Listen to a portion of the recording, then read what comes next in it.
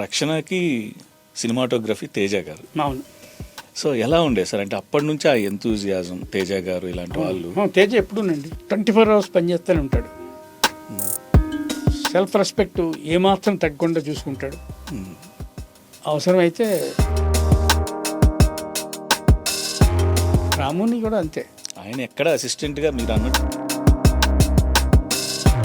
రాము ఆయన్ని అలా చెప్తారు కానీ చేశాడు. జయంత్ పరంజీ దగ్గర అది చెప్పి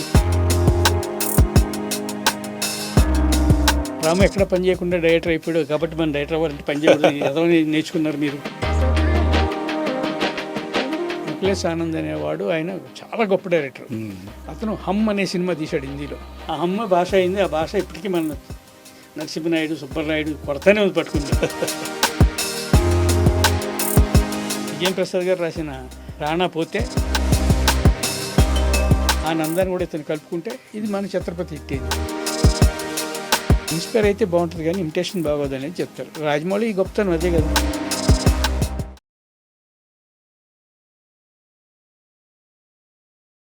sir welcome to Dhatri. Thank you.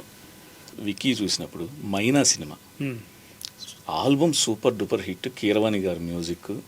కూస్తాంది కుర్రకు ఇలా మదర్ వేస్తా అది కానీ అడిగింది నీ మ్యూజిక్ బ్యూటిఫుల్ మ్యూజిక్. అంటే ఆ సినిమా రిలీజ్ ఎందుకు ఆగిపోయింది? ఆ సినిమా రిలీజ్ అవ్వకుండా నంది అవార్డు వచ్చింది నాకు. నా ఇంట్లో నంది అవార్డులు ఉన్నాయి సినిమాకి. Mainaka best screen play, best cinematographer. ఎందుకు ఆగిపోయింది సార్? అంత మంచి మ్యూజిక్ ఇచ్చి. అంటే అప్పట్లో నేను కొంచెం అడ్వాన్స్డ్ అని, హీరో హీరోయిన్ అసలు ఒకరినొకరు టచ్ అవ్వరని, కథ ప్రకారం అవరు ఆ మూవీ మైనా. ఎందుకంటే కథ అలా జరుగుతుంటుంది. ఫినిషింగ్ వచ్చేసరికి క్లైమాక్స్కి అంతా లీడ్ ఉంటుంది. ఆ పాయింట్ దాని మీద ఉంటే ఇలాగ ఏదో బిజినెస్కి ప్రాబ్లం అయింది. రెడీ అయిన సినిమాని థియేటర్కి పంపకుండా ఆపేశారు. అసలు ఎక్కడా లేదు సార్ అది ఓటీటీ ప్లాట్ఫామ్లో కానీ యూట్యూబ్. ఎందుకు ఉంటుందండి? మేము అమ్మలేదు కదా ఓటీటీకి. ఇప్పుడు మీకు లవ్ స్టోరీలో కులాల ప్రాబ్లం వద్ది, డబ్బు ప్రాబ్లం వద్ది, ఫినాన్షియల్ కండిషన్ ఉన్నోళ్ళు లేనోళ్ళు ఎన్ని వస్తాయి కదా. ఈ సినిమాలో అబ్బాయి అమ్మాయి ఒకటే కులస్తులు అవడం ప్రేమకు ఫెయిల్యూర్. అది నా కదా. చాలా డిఫరెంట్ నావల్ పాయింట్. అసలు ఎంత డిఫరెంట్ పాయింట్. అసలు సేమ్ కులమే ప్రాబ్లం అవడం అనేది. ఇద్దరు ఒకే కులస్తులు అవ్వడం వల్ల ఆ ప్రేమకి విడిపోవాల్సిన అవస్థ. అలాగే స్క్రీన్ ప్లే చేశారు. బాలుగారు తండ్రి పాత్ర అందులో అమ్మాయికి గ్లిజర్ వేసుకోకుండా ఎన్నిసార్లు కళ్ళం నీళ్ళు పెట్టుకున్నాడు ఆయన. అమ్మాయి కూడా కొత్త అమ్మాయి, అంటే తీసుకున్న హీరో నా కజిన్. అద్భుతమైన సినిమాని అప్పుడు ఒక ఎక్స్పీరియన్స్ ఉంటాయండి. ఫ్రెండ్స్ కదా. పాటలన్నీ భరణి మన ఈయన ఆ పాటల విషయం కూడా మీకు చెప్పాలి. చాలా గమ్మత్తు. ఇప్పుడు మీరు అడిగారు కాబట్టి నేను మెడ్రాసుకి కీరవాణి గారి దగ్గర కంపోజింగ్కి వెళ్తున్నా మైనా పాటల కోసమని. ఇక్కడ హైదరాబాద్ షిఫ్ట్ అయినాను కదా. వెళ్తుంటే మెడ్రాస్కి వెళ్ళాను. ఏవిఎంజీలో కూర్చున్న తర్వాత ఒక 5 సాంగులు నేను ఎలాగ అడిగానంటే కీరవాణి గారిని, ఎనీ మ్యూజిక్ డైరెక్టర్ పాట అలా చేసి ఇలా తీస్తా అని చెప్తారు కదా, అలా చెప్పను నేను ఎప్పుడు కూడా. ఏంటంటే 5 హిట్ నా సిచ్యువేషన్, 5 లవ్ సాంగ్లు అండి, 5 హిట్ పాటలు ఇవ్వండి, వాటికి సిచ్యువేషన్ నేను క్రియేట్ చేసుకుంటా.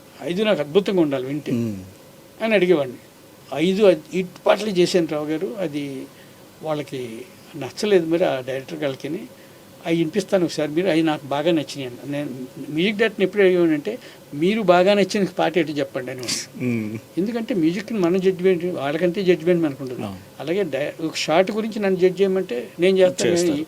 కీరవాణి గారి షార్ట్ గురించి చెప్తే ఊరుకోం. ఈగో కాదు ఆయన, దాంట్లో మనం ఎవరి వర్క్ వాళ్ళది అది ఉండేది. అలా ఉన్నప్పుడు ఆయన ఒక 5 పాటలు వినిపించారు. 5 పాటలు అయిపోయినాయి. ఆ 5 నాకు ఓకేనే వచ్చేస్తాను, వెళ్ళిపోతాను. నాకు ఒక సిచ్యువేషన్ సాంగ్ ఉంది, అది ఒకటి చేయండి అన్న. ఆ సిచ్యువేషన్ సాగు సీతారామ శాస్త్రి గారు అందరూ కూర్చునేవాడు. సీతారామ శాస్త్రి గారు ఉన్నట్టు నాతో మంచి క్లోజ్ ఫ్రెండ్ తను.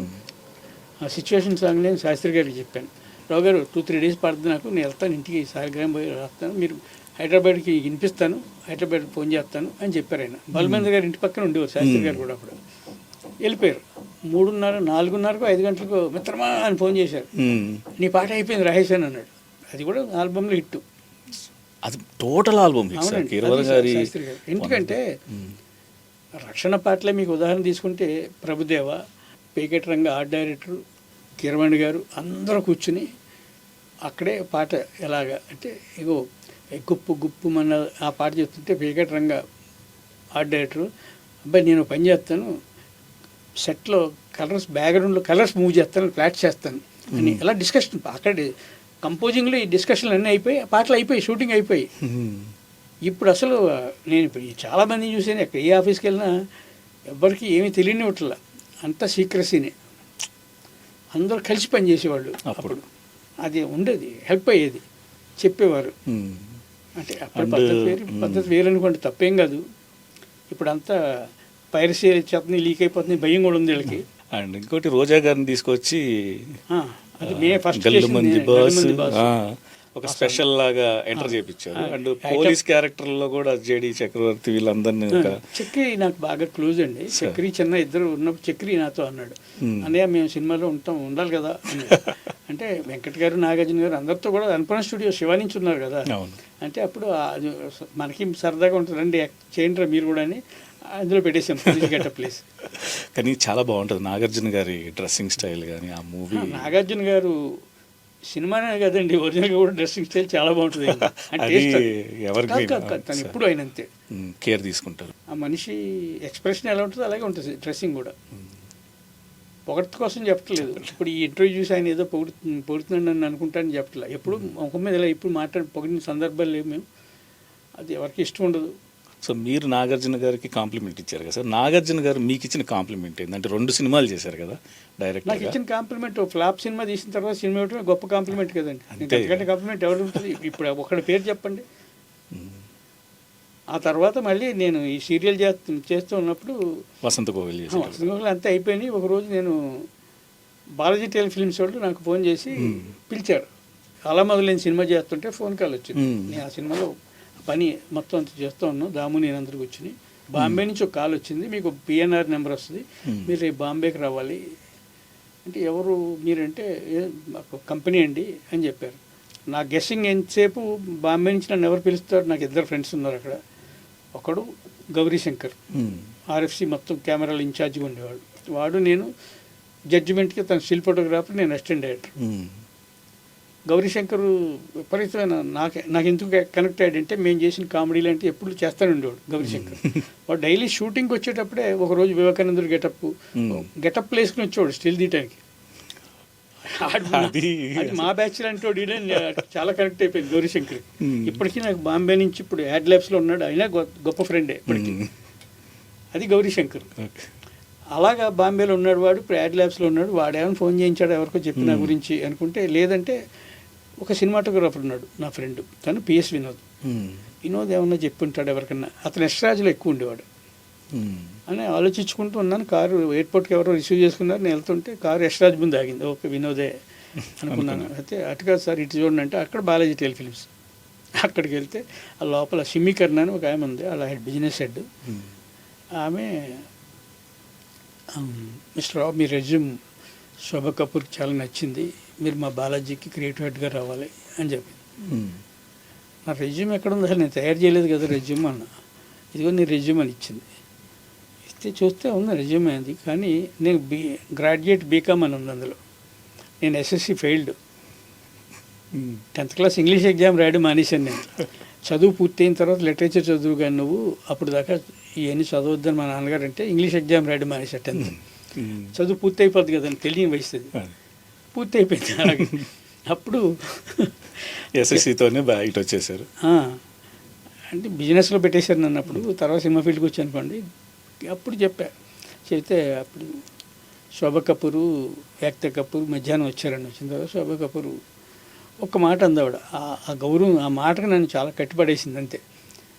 మిస్టర్ రావు నాకు కావాల్సింది గ్రాడ్యుయేట్ కాదు క్రియేటర్, నీకు కమ్యూనికేషన్ ప్రాబ్లం అయితే నీకు పిఎన్ ఇస్తానని ఒక ఫ్రెండ్ నాకు తెలిసిన ఆయన రమణారెడ్డి అయినా ఈ ఫీల్డ్లో ఉన్న ఆయనకి 40,000 మంత్లీ శాలరీ ఇచ్చేవారు నా పిఏకి. నాకు 1,50,000 ఎస్ఎస్సి ఫెయిల్డ్ క్యాండిడేట్ని 2010, 11 2 years ఇచ్చారు వాళ్ళు. నేను శాలరీ అడగలేదు, ఏం అడగలేదు, అలా ఉద్యోగం చేశారు. సో రెజ్యూమ్ ఎవరు పంపించారు అంతే ఫైనల్? రెజ్యూమ్ నేను సంజయ్ రెడ్డి పంపించుంటాడు. జమినీ సంజయ్ రెడ్డి గారు కాదు, శేఖర్ గారు అని విశ్వనాథ్ గారు మేనల్లుడు జమినీలో పనిచేసేవారు. శేఖర్ నాకు చాలా మంచి ఫ్రెండ్. ఆయన అసిస్టెంట్ డైరెక్టర్గా కూడా చేశారు. ఆ తర్వాత తెలిసింది శేఖరే పంపించాడు రెజ్యూమ్ అంతా తయారు చేశాను. శేఖర్ గారే పంపించారు. సార్ రక్షణకి సినిమాటోగ్రఫీ తేజ గారు. అవును. సో తర్వాత ఆయన రామోజీ గారి ప్రొడక్షన్లో చేశారు, అంటే డైరెక్టర్గా, డెబ్యూ డైరెక్టర్గా చిత్రంతో ఎంటర్ అయ్యారు. సో ఎలా ఉండే సార్, అంటే అప్పటి నుంచి ఆ ఎంతూజియాజం తేజ గారు ఇలాంటి వాళ్ళు? తేజ ఎప్పుడూనండి అసలు 24 hours పనిచేస్తూనే ఉంటాడు, కష్టపడి పనిచేస్తూనే ఉంటాడు. అది కాకుండా అసలు సెల్ఫ్ రెస్పెక్ట్ ఏమాత్రం తగ్గకుండా చూసుకుంటాడు, ఈగో ఉండదు, అవసరమైతే ఎదిరించేస్తుంటాడు ఎవరినైనాని. రాముని కూడా అంతే వాడు. రాము గారు కూడా ఒక రకంగా రాముకి అలాగది షార్ట్ అని అతనే ఎక్స్పీరియన్స్డ్ కదా. అవును, తేజనే. ఆయన ఎక్కడ అసిస్టెంట్గా మీరు అన్నట్టు రావు గారి ఇల్లు అనే సినిమాకి ఏదో అట్లా అప్పీర్ అయ్యారు. రాము ఆయన్ని అలా చెప్తారు కానీ చేశాడు జయంత్ పరంజీ దగ్గర. అది ఇప్పుడు ఈ కుర్రోళ్ళందరూ వచ్చి నన్ను అడుగుతుంటే చెప్తుంటాను, ఎందుకే రాము ఎక్కడ పని చేయకుండా డైరెక్టర్ అయిపోయాడు, కాబట్టి మనం డైరెక్టర్ అవ్వాలంటే పని చేయకూడదు, ఏదో నేర్చుకున్నారు మీరు అని చెప్తుంటాయి ఎస్టిమేట్లు. నా దగ్గరికి వచ్చి కథలు చెప్తుంటారు ఎవరు. ఎవరికది చెప్పినా అసలు ఇప్పుడు ఆ సుమోలు గోల్ వచ్చింది, సుమోలు వచ్చి ఎగిరిపోవటం, 100 మందిని 1000 మందిని కొట్టేయటం. ముకులేష్ ఆనంద్ అనే సినిమా, ముకులేష్ ఆనంద్ అనేవాడు ఆయన చాలా గొప్ప డైరెక్టర్. అతను హమ్ అనే సినిమా తీశాడు హిందీలో. ఆ సినిమాలో రజనీకాంత్ యాక్ట్ చేశాడు. రజనీకాంత్ కెమెరాలు గోవింద్ గారు, రజనీకాంత్, ముతిన్ చక్రవర్తి, అమితాబ్ గారు చేసేశాడు సినిమా హమ్ని. ఆ హమ్ భాష అయింది. ఆ భాష ఇప్పటికీ మన నరసింహనాయుడు, సుబ్బరాయుడు కొరతనే పట్టుకుందాను. హమ్ అనే సినిమా అది మెయిన్. అప్పటి నుంచి ఇట్లా మారిపోయి అమ్మ ఎక్కడి నుంచి స్కార్ ఫేస్ నుంచి వచ్చింది. మళ్ళీ స్కార్ ఫేస్ని ఇక్కడ మన వాళ్ళు ధ్రువ నక్షత్రాన్ని వెంకటేష్ బాబు చేశాడు, బాలయ్య యువరత్న రాణా అని చేశారు. అది ఆడింది, ఇది పోయింది. మళ్ళీ అదే స్కార్ ఫేస్ని విజయం ప్రసాద్ గారు రాసిన యువరత్న రాణా పోతే, బాలకృష్ణ గారు పోయినా కానీ అదే కదా మళ్ళీ రాజమౌళి ఛత్రపతి అని తీశారు. ఛత్రపతికి పర్ఫెక్ట్ అడాప్షన్, అదే స్కార్ ఫేస్ని పర్ఫెక్ట్ అడాప్షన్ నంద. ఆ నందాన్ని కూడా ఇతను కలుపుకుంటే ఇది మన ఛత్రపతి హిట్ అయింది. అంత బాగా చేశారు వీళ్ళు. అంటే నేను అనేది ఏంటంటే తప్పు కాదు, ఇన్స్పిరేషన్కి ఇమిటేషన్కి ఉన్న తేడా. ఇన్స్పైర్ అయింది ఛత్రపతి, ఇమిటేషన్ చేసింది యువరత్న రాణా, పోయింది. మీరు అలాగా ఇన్స్పైర్ అయితే బాగుంటుంది కానీ ఇమిటేషన్ బాగోదని చెప్తారు. రాజమౌళి గొప్పతనం అదే కదా, అతను చాలా హానెస్ట్గా చేస్తూ ఉంటాడు, అందుకే అతను సినిమాలు హిట్ అవుతుంది. సార్ మైనా ఒకటి ఆగిపోయింది, అంటే కొన్ని క్యాలిక్యులేషన్స్ వల్ల మిస్ మ్యాచ్ ఏదో దాన్ని అవ్వలేదు, కానీ నంది అవార్డు వచ్చింది మీకు సాటిస్ఫాక్షన్ మూవీ చేసిన. ఇంకో మూవీ కూడా ఆగిపోయింది, ఏ హీరో మూవీ సార్? రాయం ప్రసాద్ గారితో చేశానండి, టక్కరి దొంగ చక్కని చుక్క అని సినిమా. రాయం ప్రసాద్ వాళ్ళ ఆయన వదిన గారి కొడుకు ఎవరో, అతను సురేష్ అని నా దగ్గరికి వచ్చాడు. ప్రసాద్ గారు పంపించాడండి అని వచ్చాడు. అప్పులప్పారు అన్న సినిమా ప్రొడ్యూస్ చేశాడు అతను. అట్లా అప్పుడు వచ్చి నాకు సినిమా చేద్దామండి అంటే, అప్పుడు నేను రాయం ప్రసాద్ గారితో మాట్లాడి కలిసిన తర్వాత సినిమా మొదలుపెట్టాం. మధ్యలో ఏదో ఇన్వాల్వ్మెంట్స్ వస్తూ ఉంటే నేను 75% ఆల్మోస్ట్ అయిపోయింది సినిమా, నేను చేయనని వచ్చేసాను, అంతే. లెటర్ ఇచ్చేసాను. ఎలా ఉండేది సార్ రాజేంద్ర ప్రసాద్ గారితో వర్కింగ్ ఎక్స్పీరియన్స్? ఎలా ఉండేది వర్కింగ్ ఎక్స్పీరియన్స్? ఏంటి ఏముందండి, ఇప్పుడు తను ఇన్స్టిట్యూట్ చేసి వచ్చాడు కదండి యాక్టర్గా. ఆయన మా వంశీ గారు వాళ్ళతో చేశాడు కదా తను. వంశీ గారు ఏప్రిల్ 1 విడుదల, వరుసగా ఇక లేడీస్ టైలరు. చంద్రమోహన్ గారితో చాలా కంఫర్ట్గా ఉండేది నాకు ఆయనతో పనిచేస్తుంటే. చంద్రమోహన్ గారా? అంటే ఈయనతో కంఫర్ట్ లేదని కదా, చంద్రమోహన్ గారు చాలా గొప్ప యాక్టర్. గీతయాత్రలో చేస్తున్నప్పుడు కూడా ఆయనతో పనిచేస్తున్నప్పుడు ఎంతో ఆనందం వేసేది. చాలా చాలా గొప్ప యాక్టర్ తను చంద్రమోహన్ గారు. అలాగే ఢిల్లీ గణేష్తో చేశాను నేను గీతయాత్రలో. అతను చాలా థియేటర్ ఆర్టిస్ట్, ఆయన చాలా గొప్ప ఆర్టిస్ట్. అలాగే కమలా కామేష్ అని, వాళ్ళందరినీ తీసుకుని అందరూ అలా ఉంటారు సినిమాల్లో. నాకు బేసిక్గా యాక్టింగ్ అంటే ఇష్టమే, కానీ రియలిస్టిక్గా ఉంటూ అందులో డ్రమటైజేషన్ ఉన్నా కూడా అదే డ్రమటైజేషన్ తెలియకుండా ఉండవు అనేది మా గురువు నేర్పారు. చెప్పాను కదా, ఆ చెప్పిన దాంట్లో ఒక డైలాగు, ఆ ఫనీలో ఆయన చెప్పే డైలాగ్ నాకు చాలా ఇష్టం ఉండేది. ఆ డైలాగ్ ఏం చెప్పాడంటే, ఫనీ నాటకం చూస్తుంటే ఆయన తను ప్రేమించిన అమ్మాయి ఎంత అదృష్టవంతుని, ఎంత లక్ అంటే నాది. పద్మ ఎవరో నాకు తెలియదు, నేను ఒక నాటకం రిహార్సల్ చేస్తున్నాను, అప్పుడు నా జీవితంలోకి ఎంటర్ అయింది. ఆ డైలాగ్ ఇప్పటికీ నేను మర్చిపోను. ఆ రిహార్సల్ చేస్తున్న డైలాగ్ ఏంటంటే, ప్రళయ కాలోద్ధూత పర్జన్య నిర్ఘోషం ప్రశాంతించినట్లయింది, ప్రచండ వాతాహత మహావృక్ష శాఖ సంచలనం ఆగిపోయినట్టయింది, దారుణ నాగసర్పక్షత బాధ ప్రత్యప్తుడే గిలగిల కొట్టుకుంటున్న మనిషి కన్ను మూసి కాళ్ళు చేతులు విదిల్చి పారచాచి మరి కదలు. చూస్తే క్లాప్స్ ఎవరో చూస్తే ఒక అమ్మాయి క్లాప్స్ కొడుతుంది. ఎవరు ఈ అమ్మాయి అనుకున్నాను. వచ్చి ఐ లవ్ యూ, మీరు నటుడిగా మీరు నాకు చాలా ఇష్టం, మేము ప్రేమిస్తాం, పెళ్లి చేసుకుంటానంది. వచ్చేసింది నా జీవితంలో అంతే. ఇది డైలాగ్. ఈ డ్రమటైజేషన్కి న్యాచురాలిటీకి తేడా ఇది చెప్పేవాడు. అదే మేము నేర్చుకున్నాం. అందుకని నా సినిమాలో కానీ ఎక్కడైనా కూడా మీకు నటుడికి ఆల్పచ్చినో కానీ వీళ్ళందరూ అలాగే చేస్తారు. ఇలా నేర్పేవారు మాకు. అది డైరెక్టర్లు అందరూ నటన నేర్చుకోవాలని నేను అన్ను, లిటరేచర్ చదువుకుని ఉండాలని అన్ను. రూల్స్ ఏమీ లేవు, కానీ ప్యాషన్ ఉండాలి. ప్యాషన్ అది లేకపోతే కష్టం. సో మీరు వర్క్ చేసిన వాళ్ళలో కే బాలు మహేంద్ర గారు చాలా ఇష్టమైన డైరెక్టర్ బాలు మహేంద్ర గారు. అంటే ఎందుకు ఇష్టం కూడా చెప్తాను సార్. ఆయన ఇన్ఫ్లుయెన్స్ నా మీద ఎంత ఉందంటే, టీవీ సీరియల్ లాగే సినిమాని కూడా ఎకానమీ ఎంత ఉండాలో అంతా చూసేవాడు ఆయన. బాలు మహేంద్ర గారికి ఉన్న అడ్వాంటేజ్ ఏంటంటే, కథ ఆయనే రాసుకునేవారు, స్టోరీ స్క్రీన్ ప్లే అయింది, డైలాగు వేరే రైటర్ని పిలిచి కూర్చోబెట్టుకునేవారు, కెమెరా ఆయన, ఎడిటర్ ఆయనే, అన్నీ ఆయనకు ఉండే, ఆయన చేసేవారు. ఎడిటింగ్ ఆయన అవడం వల్ల వచ్చిన అడ్వాంటేజ్ ఏంటంటే, నెగిటివ్ ఉన్నప్పుడు నంబర్ ఆఫ్ రోల్స్ ఎక్స్పోజ్ చేయాల్సిన అవసరం ఉండేది లేదు ఆయనకి. ఐడియా కట్ చేస్తాను ఆయనకి ఐడియా ఉండేది, ఎంత లెంగ్త్ ఉంటుంది. మ్యాక్సిమం 3000 feet లెంగ్త్ సినిమాకి 7000 feet ఎక్స్పోజ్ చేసేవారేమో అంతే. విపరీతమైన క్వాలిటీ మళ్ళీ సినిమాలో. అప్పట్లోనే మీకు ఆ ఫోటోగ్రఫీకి ఎంత పేరండి. ఇంకొకటి బాలు మహేంద్ర గారి సినిమాల్లో హీరో అంటే గ్లామర్ ఫీల్డ్ సినిమా అనేది. అలాంటి గ్లామర్ ఫీల్డ్లో అసలు మేకప్ లేకుండా ఒక హీరోయిన్ని ప్రజెంట్ చేస్తూ నిరీక్షణ చూసినప్పుడు ఒక ట్రైబల్ గర్ల్ని ఎలా చూపించాలి అన్నప్పుడు ఎంత బ్యూటిఫుల్గా. ఆయన పుణె ఫిల్మ్ ఇన్స్టిట్యూట్ అండి. రియలిస్టిక్ పర్ఫార్మెన్స్, రియలిస్టిక్ గెటప్, ఒక ట్రైబల్ గర్ల్ని తీసుకొచ్చి ఫుల్ గ్లామరస్గా తమన్నాలా చూపిస్తే సినిమా ఎవరు కనెక్ట్ అవుతాడు? ఆ విషయం ఆయనకి తెలుసు. ఇప్పుడు మర్చిపోయారు. ఇప్పుడు కూడా మళ్ళీ అలా చేస్తున్నారు అన్నీ. ఆ కనెక్ట్ చేయట్లేదు. బాలా చేశాడు, బాలమేంద్ర గారి నుంచి అలాగే చేసేవాడు. బాలాని చూసి ఇక్కడ కొంతమంది ఇదవుతూ ఉంటారు. బాలమేంద్ర గారి స్టాఫ్ ఇప్పుడు ఇతనే మొన్న వచ్చిన ఇంకొక అబ్బాయి, వీళ్ళందరూ బాలమేంద్ర గారి ఇన్ఫ్లుయెన్స్ ఉంది వాళ్ళకి, అలాగే చేసేవారు. మీకు వీళ్ళందరికంటే ముందు గోరంత దీపంలో ప్రేమనగరు అలాంటి వాటిలో అన్నీ చేసిన వాణిశ్రీని ఇషానాది, ఆ అమ్మాయికి పసుపు ఇదే ఏంటది వీకోటర్నిక్ వ్యాన్షింగ్ క్రీమ్ తప్ప మేకప్ లేదు. లైట్స్ కూడా న్యాచురల్ రియలిస్టిక్ లైట్స్ వీళ్ళందరూ తక్కువ లైట్లే వాడతారండి. లైట్స్ ఎక్కువ వాడరు. మణిరత్నం గారు అయినా వీళ్ళందరూ మణిరత్నం గారు వాడతారు లైట్. మీరు అన్నట్టు తక్కువ. వాళ్ళ కెమెరామెన్లు ఆయనకి పనిచేసిన పీసీ గారు కూడా అంతే కదా. ఆయన ఎక్కడ వాడరు అక్కడ వాడకూడదు. ఆయన అంత తక్కువ లైటే వాడతాడు. థామస్ జేవియర్ అని ఒక పెద్ద కెమెరామెన్ ఉన్నాడు బాంబేలో. ఆయన కథ మీకు చెప్పాలి మస్ట్గా. థామస్ జేవియర్ ఇషన్ ఆర్య గారి దగ్గరికి ముత్యాల ముగ్గుకి వచ్చాడట. థామస్ జేవియర్ ఎందుకు కోతిని తీసుకుని వచ్చాడు, ముత్యాల ముగ్గులో కోతిని తీసుకుని వచ్చాడు. కోతి అటెండెంట్ అబ్బాయి అప్పుడు అతని యాక్టివిటీ చూసి చాలా నచ్చేసి ఆయన ఆ కోతి పని వదిలేసి ఎవరైనా అతను తీసుకెళ్ళిపోయాడు. ఇషన్ ఆర్య తీసుకెళ్ళిపోతే ఇవాళ బాంబేలో పెద్ద సినిమాటోగ్రాఫర్ థామస్ జేవియర్. అది ఆయన గొప్పతనం. వాళ్ళంతా విన్సెంట్ గారితో నేను పనిచేశాను. విన్సెంట్ గారు అలాగే ఉండేవారు. గ్రేట్ పర్సనాలిటీస్ వీళ్ళందరూ. ఏ మూవీ పనిచేశారు సార్ విన్సెంట్ గారితో? ఇదే మోహన్ బాబు సినిమాకేనండి, అల్లరి పోలీస్కే. అజయ్ విన్సెంట్ గారు. అజయ్ ఏమో ఆపరేటర్ వాళ్ళ నాన్నకి. ఇద్దరు కలిపి పేరు డైరెక్టర్ ఆఫ్ ఫోటోగ్రఫీ. అంటే వాళ్ళు విన్సెంట్ గారు ఎప్పుడు సెట్లో ఇలా కూర్చుని లైటింగ్ చేసి ఎలా చేయాలి ఇలా చేయాలి అది చూస్తే తప్ప ఆపరేట్ చేయటం అరవటం ఇలా ఉండేవాడు ఆయన. విన్సెంట్ గారు చూసి 1 more అన్నారు. అంటే డైరెక్టర్ కాకుండా ఆయన 1 more అన్నారు. ఆయన ఎందుకు 1 more అన్నారని నేను ఈగో రాకూడదు డైరెక్టర్కి. నేను కదా డైరెక్టర్ అనుకుంటున్నాను ఇప్పుడు కుర్రాళ్ళు కాదు. ఎందుకు డైరెక్టర్ ఆఫ్ ఫోటోగ్రఫీ వేసుకున్నారంటే ఎందుకు అన్నాడని నేను విన్నీ చూస్తుంటే నాకు ముందు చెప్పున్నారు కాబట్టి అందరి గురించి బాలమేంద్ర గారు అందరూ చెప్పేవారు.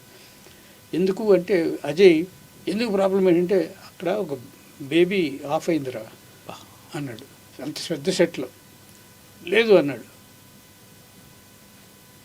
అని కళ్ళు మూసుకుని క్యాన్ అన్లోడ్ చేసుకుని ప్రసాద్లోకి వెళ్ళిపోయాడు. ఆయన వెళ్ళిపోయి డెవలప్ చేయించి ఎక్కడ లైట్ అయిందో చూపించాడు తెచ్చి.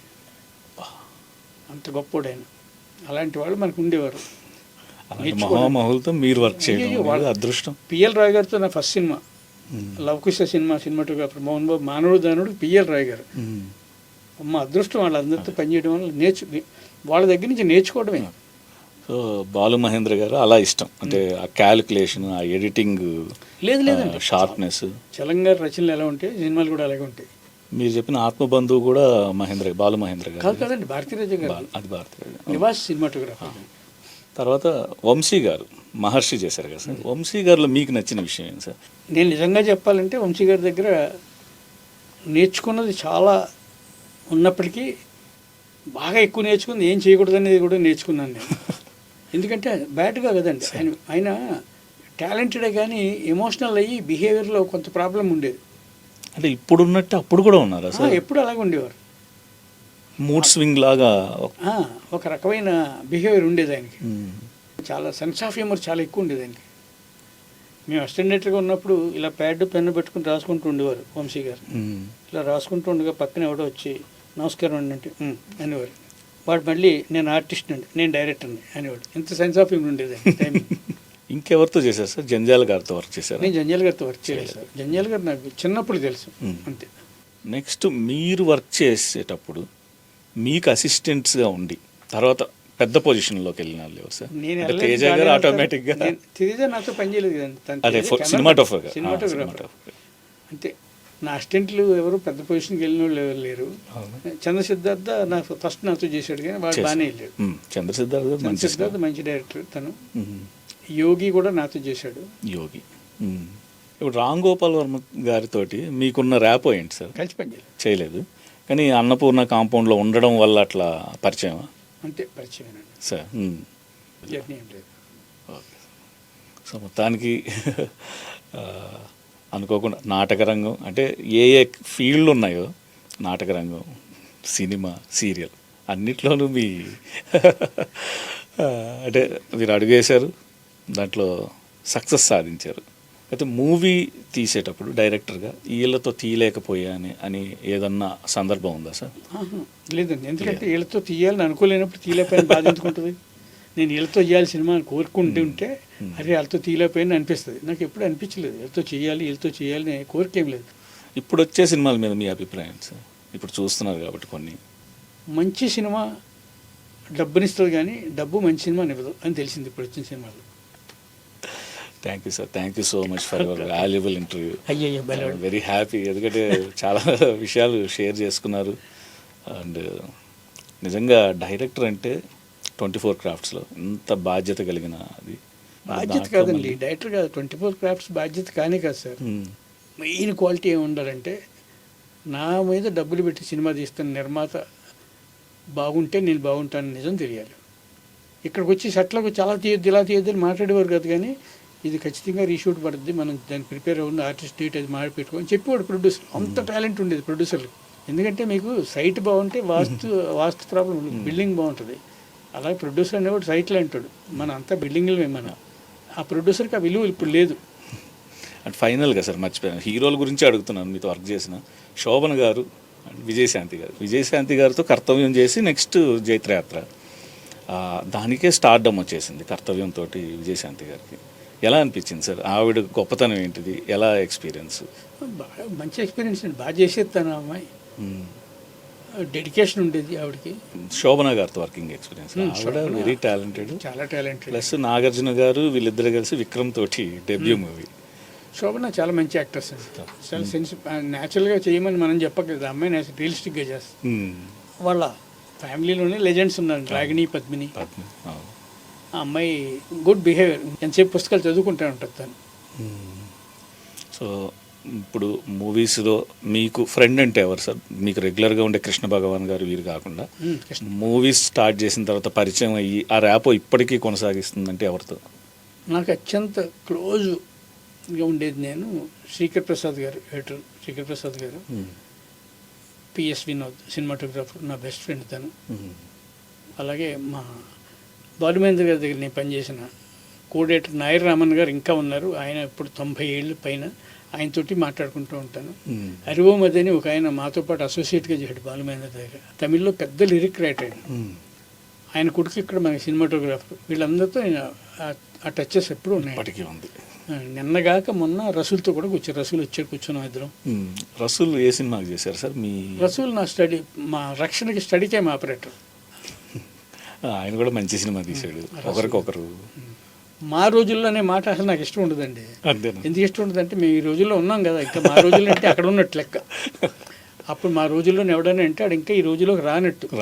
నేను ఎప్పటికప్పుడు కాంటెంపరీ సొసైటీతో కనెక్ట్ అవుతూనే ఉంటాను. అది. Okay sir, thank you sir, thank you so much sir.